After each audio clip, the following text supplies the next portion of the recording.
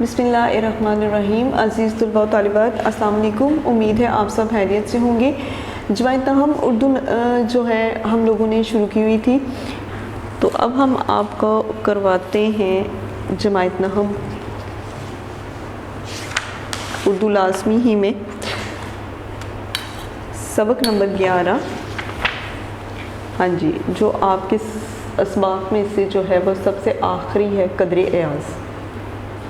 तो ये है आपका सफ़ा नंबर 87 पर जो है ये आपका पेज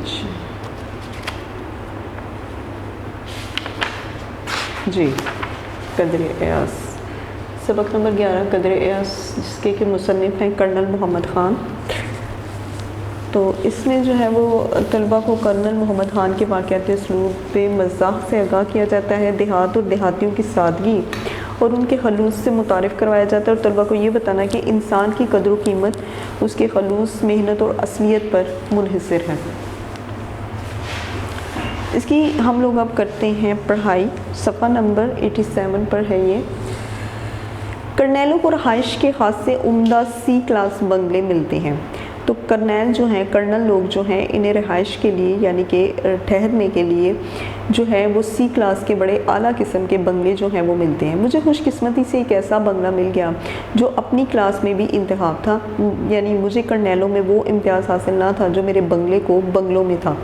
तो कहते हैं कि असल में मुझे एक ऐसा बंगला मिल गया जो कि अपनी क्लास में इंतखाब था, यानी कि बड़ा बेहतरीन सा था। यानी मुझे तो कर्नैलों में वो इम्तियाज़ हासिल नहीं था, कर्नल लोग जो हैं उनमें वो मेरी बरतरी या मेरा बेहतर मुकाम नहीं था जो मेरे बंगले को दूसरे बंगलों में था। बूढ़े पीरों से रवायत थी कि विल्सन रोड का ये लाशरीक बंगला साहिब ने ख़ास तौर पर अपने लिए बनवाया था। तो बूढ़े जो लोग हैं उनसे जो है वो ये रवायत चली आ रही थी कि विल्सन रोड यानी कि जो सड़क का नाम है विल्सन रोड का, ये लाशरीक यानी कि जिस जैसा कोई दूसरा बंगला नहीं है, ये ख़ास तौर पर विल्सन साहब ने अपने लिए बनवाया था। ये बंगला कमो बेश 2 एकड़ की तरह ज़मीन पर वाक़या था, और ये जो बंगला है कम अज़ कम ये 2 एकड़ पर था। यानी क़स्साम अज़ल ने ही इसे खासा शहाना तूलो अर्ज़ बख्शा था। क़स्साम अज़ल से यानी कि शुरू से ही जो है जो ख़ास किस्म के जो लोग थे उन्होंने इसे खासा शहाना यानी कि बड़ा शाही इसका तूलो अर्ज़ जो है वो रखा था। इमारत के सामने वसी चमन था, बहुत बड़ा बाग था जिसके हाशिए पर मुनहदी की गहरी सब्ज़ बाड़ के सर पर, फिर उसके बाद नीज़ों ऊँचे सरों के दरख्त जो हैं और सफ़ेदे के पेड़ जो हैं वो लहलहाते थे।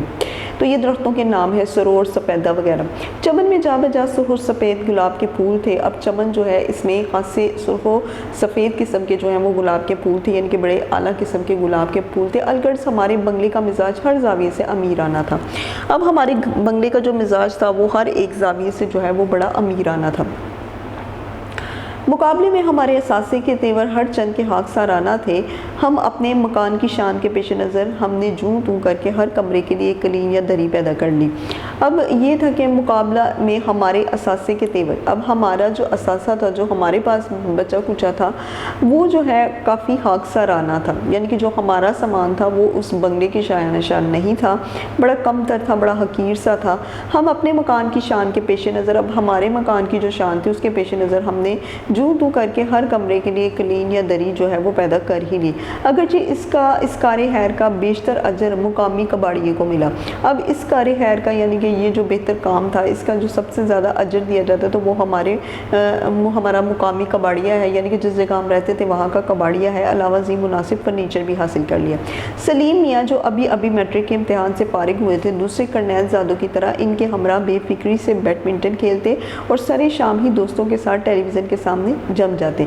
अब सलीम मियाँ जो हैं उनकी बात करें तो कर्नैल ज़ादों की तरह इनके हमरा बेफिक्री से जो है वो बैडमिंटन खेलते जैसे कि कर्नल खेलते हैं, और सरे शामी दोस्तों के साथ टेलीविज़न के साथ जम जाते। क्या मजाल जो कोई गैर इस मुशाहिदे में मुहल या शरीक हो।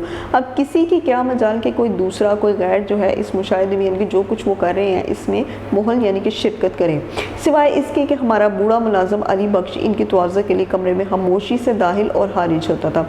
सिवाय एक बंदे के और वो तो हमारा बूढ़ा सा मुलाजिम अली बख्श था, जो इनकी तवाज़े यानी कि इनकी खातिर के लिए कमरे में बड़ी खामोशी से दाखिल होता और खारिज होता, यानी कि बाहर निकल आता था। अली बख्श को यूँ भी सलीम से उन्स था कि इसके हाथों में पला था। अली बख्श को वैसे भी सलीम से बहुत मोहब्बत थी, क्योंकि वो जो है वो इनके हाथों में पला था। एक दिन मैं अपने मुताले के कमरे में बैठा था कि अली बख्श खिलाफ़े मामूल रोनी सूरत बनाए दाखिल हुआ। एक दिन मुतालिया का कमरा जहाँ पर यानी कि पढ़ाई वगैरह की जाती है, स्टडी रूम जिसको कहते हैं, तो वो कहते हैं एक दिन मैं उस कमरे में बैठा था कि अली बख्श खिलाफ़े मामूल रोनी सी सूरत बनाए हुए दाखिल हुआ। वजह एक गरानी पूछी। जब मैंने उसे पूछा कि भाई क्या वजह है, तुमने ऐसी क्यों रोनी सूरत बनाई हुई है, सलीम मियाँ ने डांटा है। तो फिर वो कहते हैं सलीम मियाँ ने डांटा, कहते हैं बदतमीज़ हो, गवार हो, देहाती हो। और मुझे कहते हैं कि तुम बदतमीज़ हो, गवार हो, यानी कि बड़े अनपढ़ जाहिल हो और देहाती हो। मैंने इन इरशादात की शान नज़ूल पूछी। अब जितने भी इरशादात ये उनको सलीम मियाँ को जो है सलीम मियाँ ने दिए थे उन्हें, अली बख्श को, तो मैंने पूछा भाई इसकी वजह क्या है। कल सलीम मियाँ की गैर हाजिरी में इनके एक दोस्त अमजद साहब आए और बाहर बरामदे ही में आराम कुर्सी पर बैठ गए। अब सलीम मियाँ की गैर हाजिरी में यानी कि वो घर पे मौजूद नहीं थे, तो इनके दोस्त जो हैं अमजद साहब वो आए और बाहर बरामदे में आराम कुर्सी पर बैठ गए। मैंने इनके कहने पर इन्हें ठंडे पानी का गिलास पेश किया। अब उन्होंने मुझे कहा था कि ठंडा पानी दो, तो मैंने उनके कहने पर ठंडे पानी का गिलास पेश किया। काफ़ी देर सलीम साहब का इंतज़ार करते रहे, लेकिन आखिर मायूस होकर चल दिए। बाद में सलीम साहब को बताया तो मुझ पर बरस पड़े। इसके बाद मैंने सलीम साहब को बताया कि वो आए थे, तो वो मुझ पर बरस पड़े, यानी कि मुझे बुरा भला कहने लगे। उन्हें जो है ये इस कमरे में सोफ़े पर क्यों ना बिठाया, रेफ्रिजरेटर से निकाल कर कोका कोला क्यों ना पेश किया। अब अमजद समझेगा कि इन लोगों के तवाज़े का सलीका नहीं। रेफ्रिजरेटर से यानी कि उन्हें जो है वो फ्रिज से कोका कोला निकाल कर क्यों नहीं की। अमजद ये समझेगा कि इन लोगों को तवाज़े का यानी कि दूसरों को पूछने का सलीका नहीं है, तरीका नहीं है, देहाती है, जंगली है, और फिर जो मुंह में आया कह दिया। अली बख्श की दास्तान गम ख़त्म हुई तो सलीम मियाँ भी आ गए। अब अली बख्श की दास्तान गम जब ख़त्म हुई तो सलीम मियाँ आ गए। अली बख्श के चेहरे पर शिकायत लिखी हुई देखी तो अपने दिल पर लिखी हुई शिकायत बयान करने लगे। हमने सुकून से ये किस्सा सुना। तरफ़ैन के बयानों से वाज़ेह था कि तनाज़ा बहुत हफ़ीफ़ है, यानी कि झगड़ा जो है वो बहुत ज़्यादा हफ़ीफ़ है, बहुत ज़्यादा, और ये कि दो तरफ़ा तूफ़ान का हदूद अरबा एक चाय की प्याली में समा सकता है। अब ये जो दोनों तरफ़ा का जो तूफ़ान था, अब अगर इसको समेटना था तो वो एक चाय की प्याली थी। अली बख्श इसलिए नाखुश था कि इसे देहाती क्या कहा था, और सलीम इस बात पर बरहम थे कि अली बख्श की गलती की वजह से अमजद ने उन्हें देहाती समझा होगा, और सलीम को इस बात की बड़ी नाखुशी थी कि सिर्फ अली बख्श की गलती की वजह से अमजद यही समझ रहा होगा कि हम लोग देहाती हैं। हमारे नज़दीक देहाती होना या समझा जाना ऐसी नाकाबिल बर्दाश्त कबाहत ना थी, चुनांचे हमने हंसी हंसी में देहातीपन के फ़ज़ाइल बयान करना शुरू कर दिए। अब हमारे यहाँ पर देहाती होना या देहाती समझना ये कोई नाकाबिल बर्दाश्त बात तो नहीं थी, लिहाजा हमने हंसी हंसी में यानी कि मजाक में देहाती होने के फ़ज़ाइल बयान कर दिए, यानी कि उसकी क्या फ़जीलतें हैं, उसकी क्या बड़ाई है, हमने वो भी बयान किया। और इस बलागत के साथ कि सलीम और अली बख्श दोनों मुस्कुरा दिए, और इस तरह के सलीम और अली बख्श दोनों मुस्कुरा दिए और बाहम राज़ी भी हो गए एक दूसरे से। बातों बातों में हम इन्हें एक देहाती का किस्सा सुनाने लगे। एक था लड़का जो अपने गांव से प्राइमरी पास करने के बाद शहर के हाई स्कूल में जा दाखिल हुआ। एक ऐसा लड़का था जो कि अपने गांव से प्राइमरी पास करने के बाद यानी कि 5 क्लास से पास करने के बाद शहर के हाई स्कूल में दाखिल हुआ। वो अपने गांव में तो छोटा मोटा चौधरी या चौधरी का बेटा था, लेकिन था ठीठ देहाती। अब वो अपने गाँव में छोटा मोटा चौधरी या फिर कह लें कि चौधरी का बेटा था, लेकिन है पक्का किस्म का देहाती। पहले दिन क्लास में गया तो नंगे सर पर साफ़ा बांध रखा था। अब जब पहले दिन क्लास में गया तो उसने क्या, सर पर साफ़ा जो कि देहाती बांधते हैं, छोटी सी पगड़ी टाइप होती है सफ़ेद कलर की, तो वो बांधते हैं। तो कहते हैं अपने सर पर जो है उसने साफ़ा बांधा हुआ था, बदन पर कुर्ता और तहमद, और पाँव में पोठारी जूता। तहमद वो जो लाचा वगैरह होता है जो कि बग़ैर लास्टिक के होता है, कुछ कपड़ा सा, तो वो बांधते हैं, उसको तहमद कहते हैं। और पाँव में पोठोहारी जूता जो कि देहाती पहनते हैं। मास्टर जी ने शलवार पहनने को कहा तो धीमी आवाज़ में बोला, ओ खुदा सुथन ते कुड़ियाँ पांदियाँ ने। सुथन यानी कि ये जो शलवारें हैं ये लड़कियाँ पहनती हैं, आदमी ये नहीं पहनते। सलीम मियाँ ये सुनकर खिलखिला उठे और बोले, सचमुच का पेंडू था, मगर अब्बा जान वो पतलून क्यों नहीं पहनता था।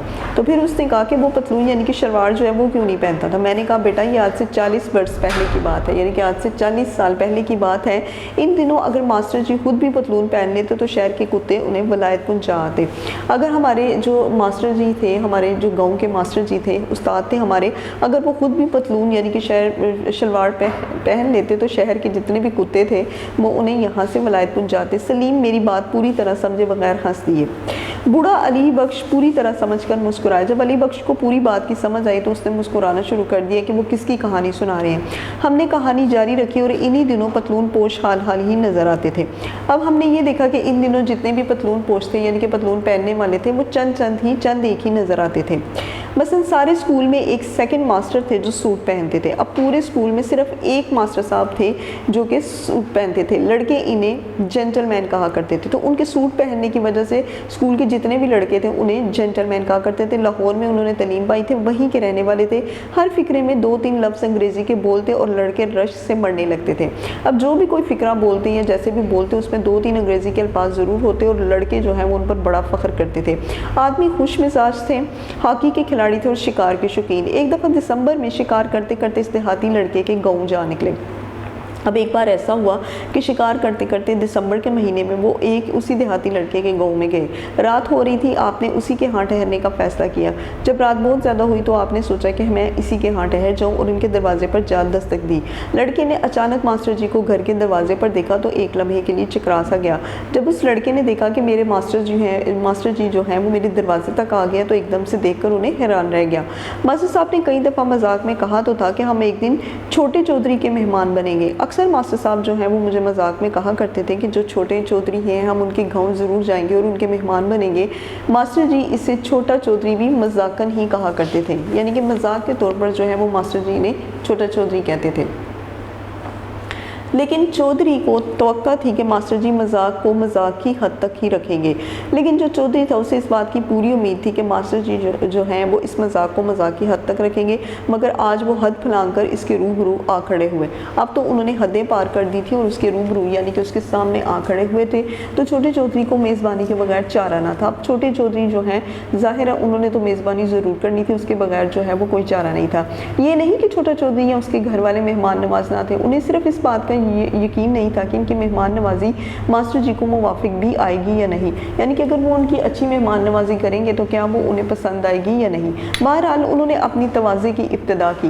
खैर अब उन्होंने उनकी खातिरदारियों की शुरुआत की। छोटा चौधरी और इसके बड़े भाई मास्टर जी को बस्ते ताज़ीम अपने चौपाल में ले गए। चौपाल के 2 हिस्से थे, एक में घोड़ी बंदी थी और दूसरे के ऐन मरकज़ में यानी कि ऐन दरमियान में आतिशदान था, आग जलाने वाला जो होता है, जिसकी आग के शोले और धुआं बैक वक्त बुलंद होकर चौपाल में रोशनी और तरीकी फैला रहे थे। आतिशदान के इर्द गिर्द घास का नरम और गर्म फर्श था जिसे मुकामी बोली में सुत्थर कहते थे। गांव के 20-22 आदमी सुत्थर पर बैठे हुक्का पी रहे थे। अब गांव के जितने भी 20-22 आदमी थे, लोग थे, वो उसी सुत्थर पर बैठे हुक्का पी रहे थे। मास्टर जी दाखिल हुए तो सब खड़े हो गए। मास्टर जी को आओ जी हैर नाल कहा। अब जब मास्टर जी आए तो उन्होंने पंजाबी में कहा आओ जी हैर नाल। हर एक ने इनसे मुसाफा किया यानी कि हाथ मिलाया और हर एक ने इनके बाल बच्चों की हैरियत भी पूछी।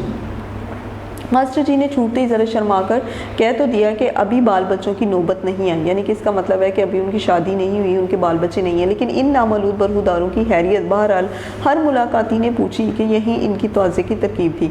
अब हर मुलाकाती जो है उसने उनकी हैरियत पूछी और यही इसकी तरकीब थी, यही तरीका था वहाँ पर। चूँकि मास्टर जी ने पतलून पहन रखी थी लिहाजा फर्श पर बिठाने के बजाय इनके लिए रंगीनी चारपाई बिछा दी गई। तो मास्टर जी ने चूँकि पतलून यानी कि पैंट पहन रखी थी तो लिहाजा उन्हें फर्श पर बैठने के बजाय बिठाने के बजाय उनके लिए रंगीली चारपाई जो है वो बिछाई गई। सलीम हैरान होकर बोले अब्बा जान इनमें इतनी अकल ना थी कि इन्हें कुर्सी देते। मैंने कहा बेटा अकल तो थी, कुर्सी ना थी। तो उन्होंने कहा कि क्या उन्हें उनके लिए रंगीन चारपाई बिछाई गई तो ये नहीं थी कि कुर्सी देते। तो वो कहते अकल तो थी लेकिन कुर्सी घर में मौजूद नहीं थी। सलीम ने फैसला कुन अंदाज में कहा अगर कुर्सी ना थी तो चौधरी किस बात के थे। मैंने कहा अगर तो चौधरी ज़रा छोटी किस्म के थे और दूसरे गाँव में चौधरीपन की नुमाइश कुर्सियों से नहीं की जाती। मैंने कहा एक तो चौधरी वो छोटी किस्म के थे यानी कि वो बड़े चौधरी ना थे और दूसरे ये कि गांव में चौधरीपन की नुमाइश अगर आप चौधरी हैं तो उसकी नुमाइश कुर्सियों से नहीं की जाती। सलीम देहातियों की कोई गलती कोई कमज़ोरी पकड़ने पर तुला हुआ था। अब सलीम जो है वो पूरा इस गलती पर था, इस पर था कि मैं किसी ना किसी तरह यानी कि जो गाँव के रहने वाले लोग हैं उनकी कोई कमज़ोरी पकड़ूँ या फिर कहूँ कि ये लोग जो हैं जाहिल उजड़ और गवार होते हैं।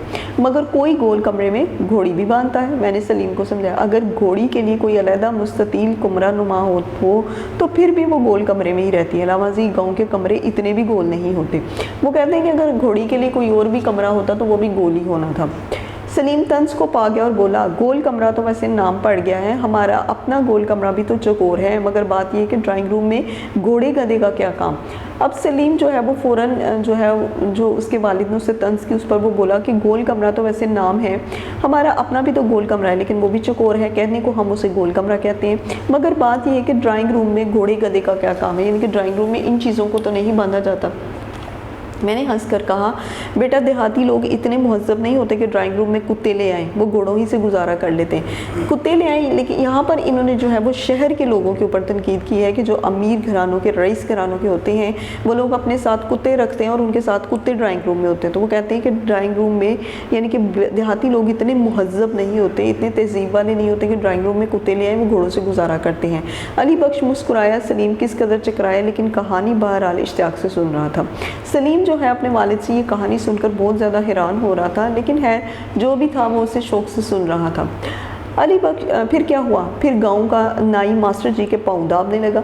अब जो गांव का नाई था, जो बाल काटने वाला था, वो मास्टर जी के पाँव जो है वो उन्हें दबाने लगा। एक नौकर को दौड़ाया गया कि इनके लिए ताज़ा मकई के भुट्टे बुनवा कर लाओ। अब एक नौकर जो है उसे फ़ौरन भेजा गया कि भाई ताज़ा मकई के भुट्टे जो हैं वो उनके लिए लेकर आओ। सलीम झट बोल उठे, अब्बा जान, मकई के भुट्टे तो पिकनिक पर खाए जाते हैं, घर में तो चाय पिलाई जाती है, और वो लोग इतनी बात भी ना जानते थे। अब सलीम जो है वो फ़ौरन से बोल उठे कि मकई के भुट्टे जो हैं वो पिकनिक पर खाए जाते हैं, घर में सिर्फ चाय पिलाई जाती है, वो लोग इतनी बात भी नहीं जानते। मैंने कहा, ये घर में पिकनिक मना लेने की गलती देहातियों से अक्सर हो जाती है।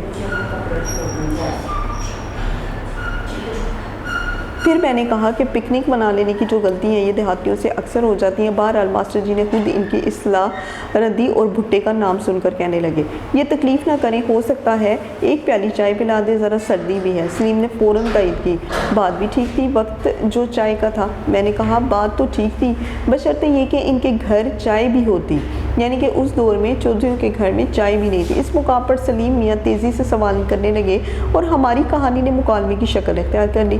अब जब वो सवाल करने लगे तो जो कुछ भी मैं कहानी सुना रहा था, यानी कि चौधरी साहब जो कहानी सुना रहे थे, अब वो मुकालमे की शक्ल इख्तियार करने लगे, यानी कि एक सवाल करता और दूसरा उसका जवाब देता।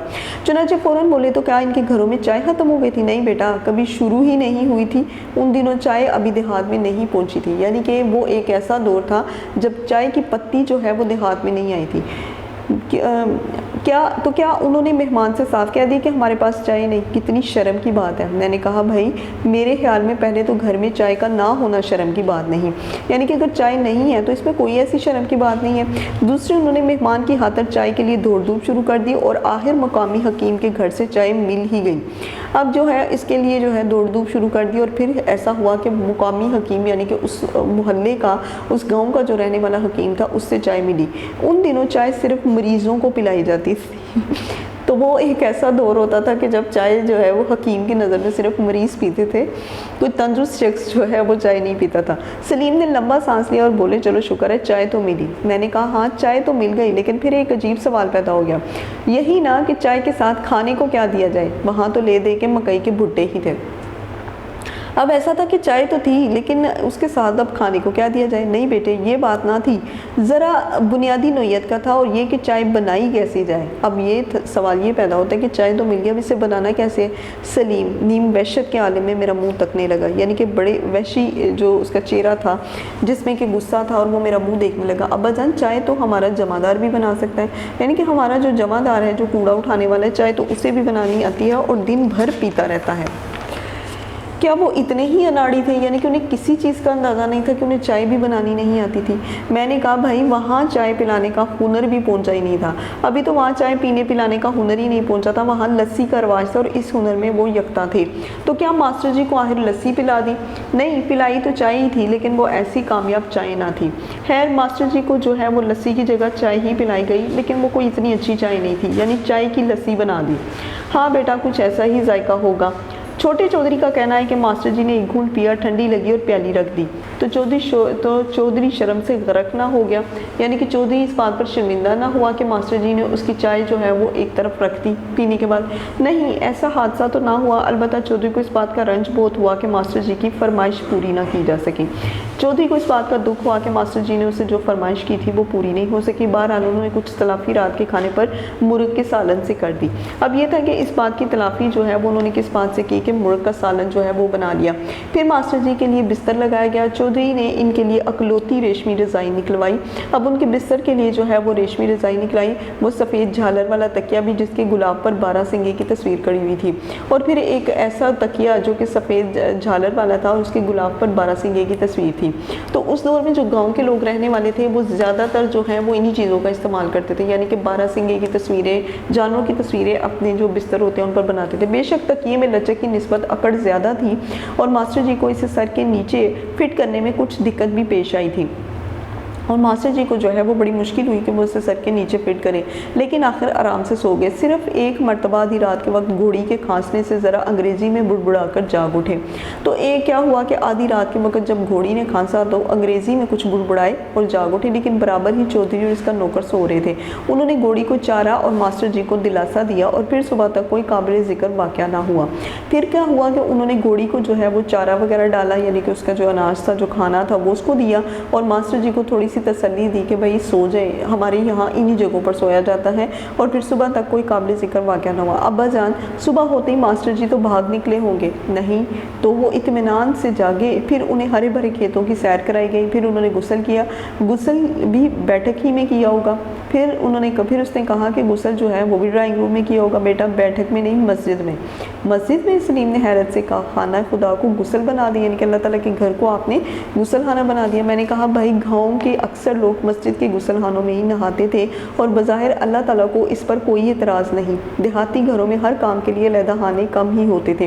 तो वो दौर एक ऐसा होता था कि जब लोग जो हैं वो ज़्यादातर गुस्ल खानों में नहाते थे। जब इस बात पर अल्लाह को कोई एतराज़ नहीं, तो तुम लोगों को किस बात का एतराज़ है?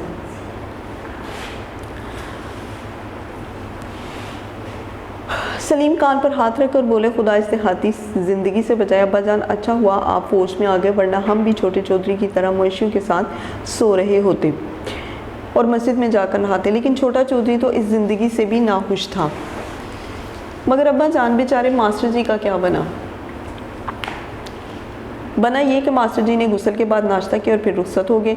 नाश्ता? चौधरी के घर में कॉर्नफ्लेक्स थे? कॉर्नफ्लेक्स तो ना थे, अलबत्ता जो कुछ दाल दलिया था गरीब ने हाजिर कर दिया। अब्बा जान इसके बाद छोटा चौधरी तो स्कूल में मुंह दिखाने के काबिल ना रहा होगा। नहीं बेटा, स्कूल तो वो उसी मुंह से गया और शहरी लड़कों ने उससे कुछ मजाक भी किया, मगर वो मगन रहा। चौधरी की जगह में होता तो शर्म से मर जाता। चौधरी की जगह अब मैं होता तो शर्म से मर जाता, मगर चौधरी तो जीता रहा, बल्कि खामोशी से पढ़ता भी रहा और आखिर मैट्रिक पास करके लाहौर कॉलेज में चला गया। अब चौधरी जो है वो आराम से जो है वो अपनी ज़िंदगी गुजारता रहा, और फिर एक वक्त ऐसा आया कि खामोशी से पढ़ता रहा और मैट्रिक पास करके लाहौर कॉलेज चला गया। वो कॉलेज भी गया कि उनके पास इतने पैसे थे, पैसे तो कम ही थे, मगर उन्होंने थोड़ी सी ज़मीन बेच दी। मगर थोड़ी सी ज़मीन से क्या बनता है? कॉलेज में रह कर खाना होता है, कुछ पहनना होता है। क्या वो मकई के भुट्टे खाता था? क्या वो तहमत बांधता था? बस गुजारा ही कर लेता था। गुजारा ही करता रहा या कुछ पढ़ भी गया? हाँ, कुछ पढ़ भी गया। फिर जैसा कि उनका दस्तूर था फ़ौज में भर्ती हो गया। फिर तो आप उसे जानते होंगे। क्या वो आपके मातहत काम करता है? मातहत तो नहीं, मगर जानता ज़रूर हूँ। तो अब्बा जान उसे बुलाइए ना, कभी हम छोटे चौधरी को देखेंगे। वो कोई तमाशा तो नहीं सलीम मियाँ। अब्बा जान बुलाइए ना छोटे चौधरी को, हम बिल्कुल नहीं हंसेंगे। सच? बिल्कुल सच, हम उसे देखने के बाद हरगिज़ नहीं हंसेंगे। तो फिर आओ मिलो छोटे चौधरी से। ये कहकर मैंने सलीम की तरफ बाजू फैला दी। सलीम एक लम्हे के लिए मबहूत खड़ा मुझे देखता रहा, यानी कि बड़ी हैरानगी के साथ मुझे देखता रहा, और फिर ये कहकर मुझसे लिपट गया, अब्बा जान वो आप थे? सलीम और अली बख्श दोनों की आंखें नम थी और दोनों की आंखों में एक देहाती के लिए मोहब्बत चमक रही थी। एयाज अपने असली लिबास में भी ऐसा मयूब नज़र नहीं आता था। यानी कि इससे ये बात वाज़ेह हो गई है कि हम लोग जिन्हें देहाती कहते हैं, उजड़ गवार कहते हैं, असल में वो ऐसे नहीं होते। अपने जो है अपनी तालीम की वजह से जो है वो बड़े बड़े उख्तों पर भी पहुंच जाते हैं। तो इस सबक में जो है वो यही जो था मतलब था कि तलबा को जो है वो देहाती और देहातियों की ज़िंदगी और उनके हलूस से मुतारिफ़ करवाया गया था कि किस तरह से वो जो है हलूस के मालिक होते हैं, या जो कुछ भी उनके सामने होता है या जो कुछ भी उनके घर में मौजूद होता है वो मेहमान नवाजी में किसी किस्म की कोई कसर नहीं छोड़ते। अब हम आते हैं इसके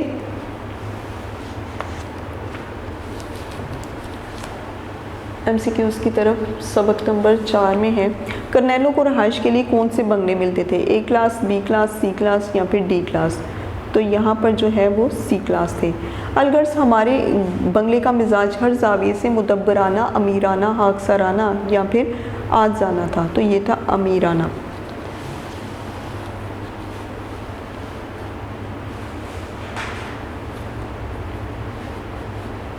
तमाम देहातियों ने मास्टर जी से कौन से बरूदारों की हैरियत दरियाफ्त की थी?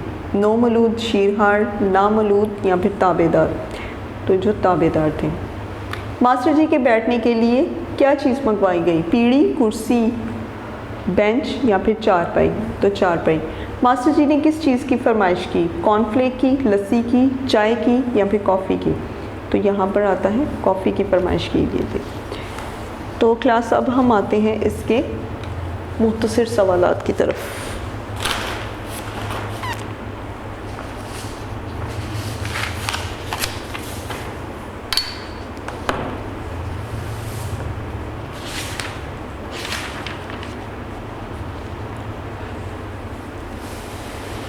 हाँ जी,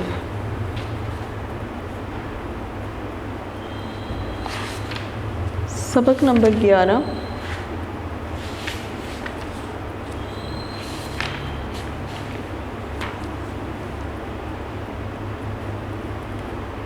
कदर अयास।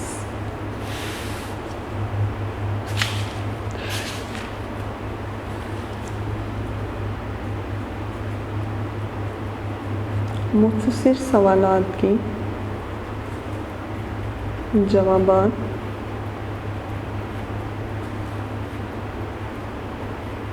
तहरीर कीजिए। सवाल नंबर 1,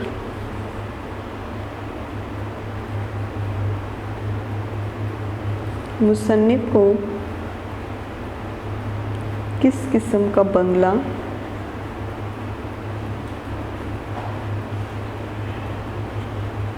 रहने को मिला?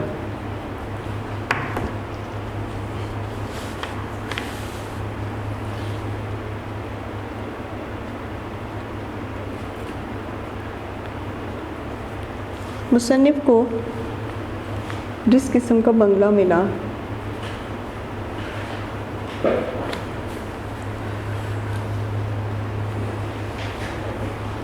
वो अपनी क्लास में इंतहाब था।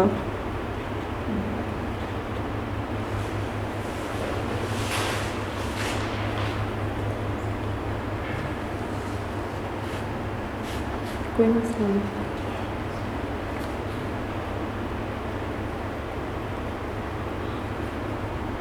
वो अपनी क्लास में इंतहाब था। ये बंगला विल्सन साहब ने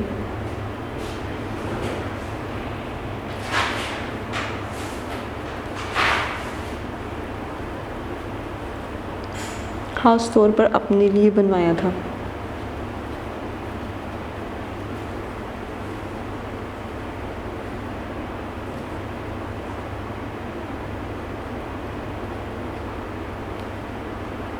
जो कि विल्सन रोड पर था।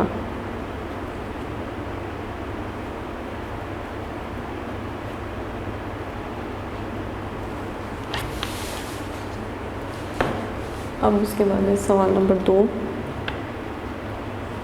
सलीम मियाँ का मशगला क्या था?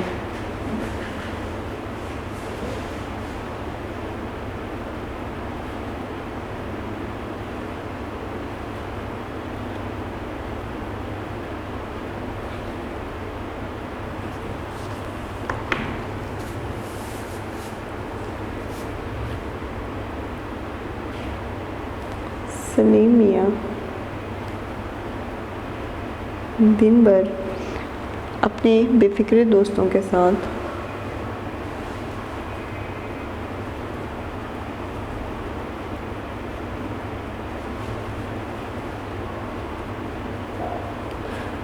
बैडमिंटन खेलते रहते।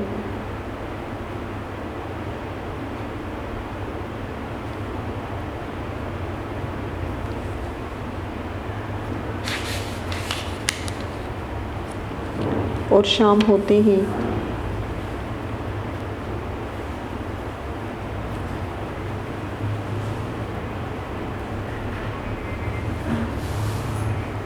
टीवी के सामने जम जाते।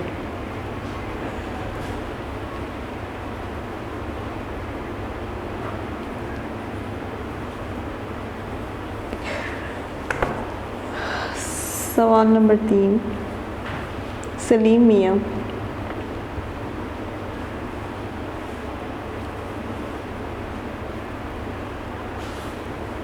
अली बख्श पर क्यों बरहम हुए?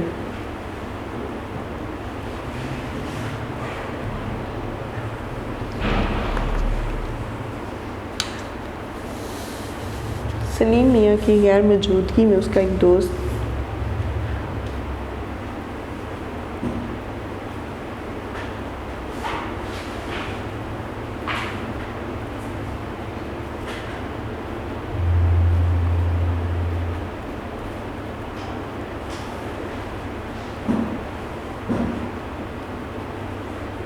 अमजद मिलने आया था, तो अली बख्श ने उसे बरामदे में बिठा दिया।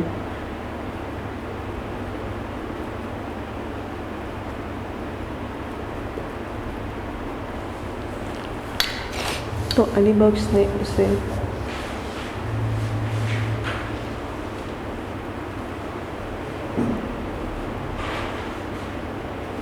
बरामदे में बिठा दिया और सादा पानी का गिलास पेश किया।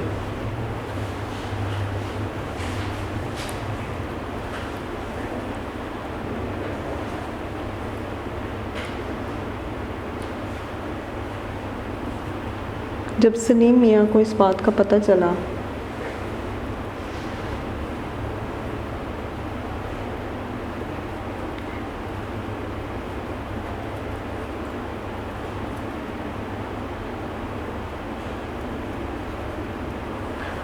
तो अली बख्श पर बरहम हुआ।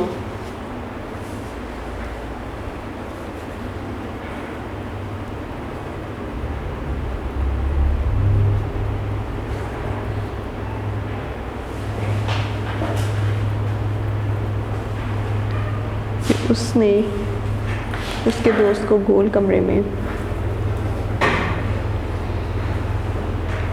उसके दोस्त को बैठा नहीं, बैठा, वो बैठा होता है,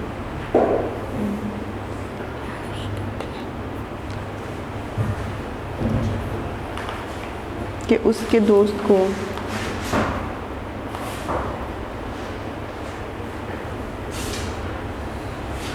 गोल कमरे में सोफे पर क्यों नहीं बिठाया और फ्रिज में से निकाल कर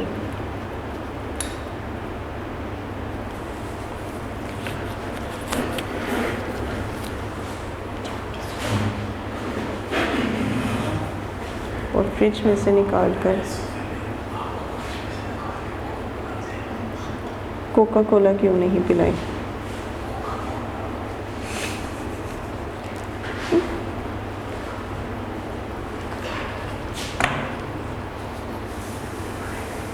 सवाल नंबर 4, देहाती लड़का पहले दिन स्कूल गया तो उसने कैसा लिबास पहन रखा था?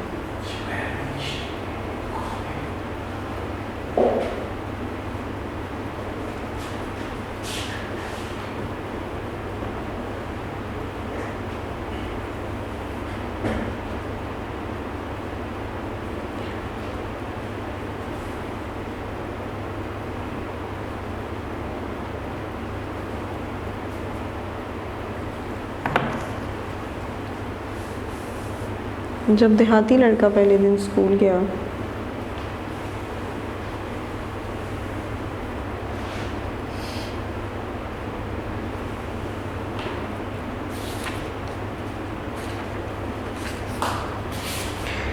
तो उसने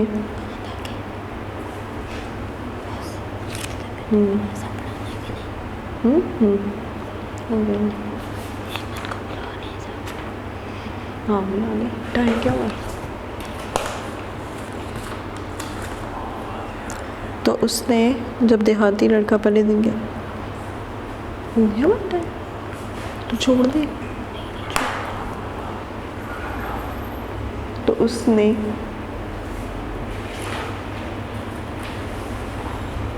नंगे सर पर साफा बांधा हुआ था।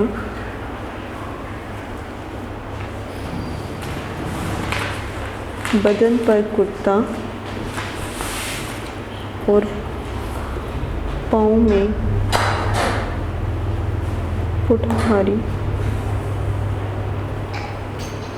जूता था।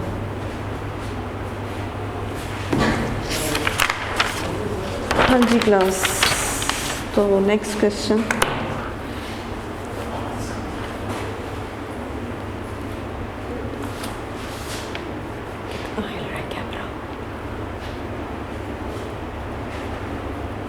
मास्टर जी ने छोटे चौधरी के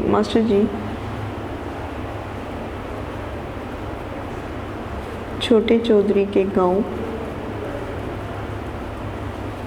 क्यों गए थे?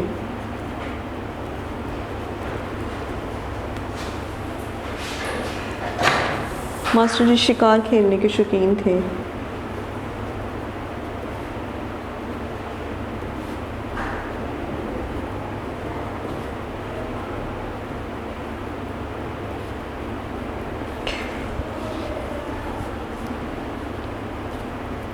रात बहुत ज़्यादा होने की वजह से उन्होंने वहीं पर रहने का इरादा किया।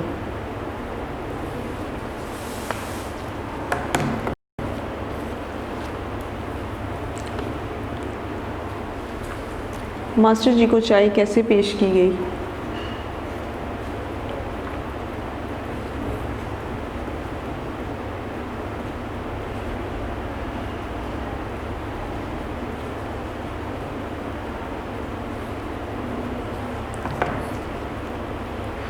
मास्टर जी को आधी कच्ची और आधी पक्की चाय पेश की गई।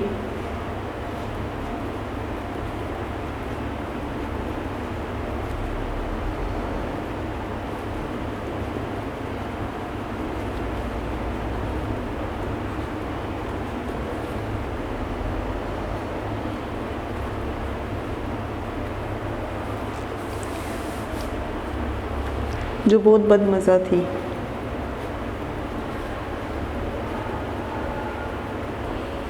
मास्टर जी ने एक घूंट चाय पी।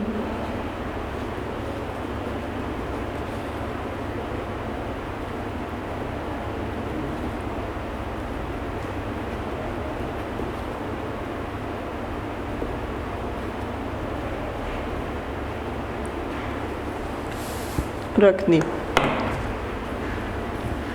Next question. देहाती लड़के की कहानी सुनकर सलीम मियाँ पर क्या असर हुआ?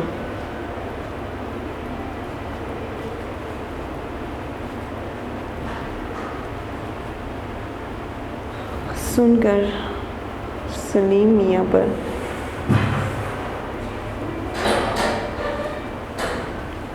क्या असर हुआ? लास्ट।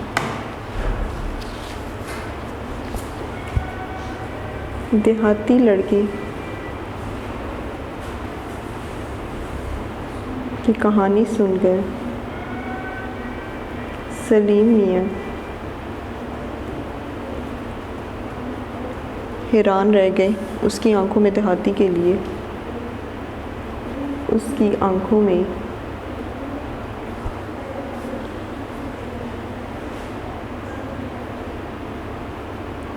देहाती के लिए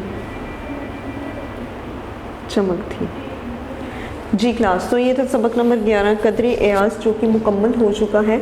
आपके तकरीबन सभी सबक जो हैं वो मुकम्मल हो गए हैं, वो करवाए जा चुके हैं। उनकी पढ़ाई सबक नंबर जो 15 है, इसकी 11 है, इसकी पढ़ाई कदरे एयाज की, इसके अल्फाज मानी भी साथ साथ और खुलासा भी, और अब इसके मुझसे सवालात भी। अल्लाह हाफ़िज़।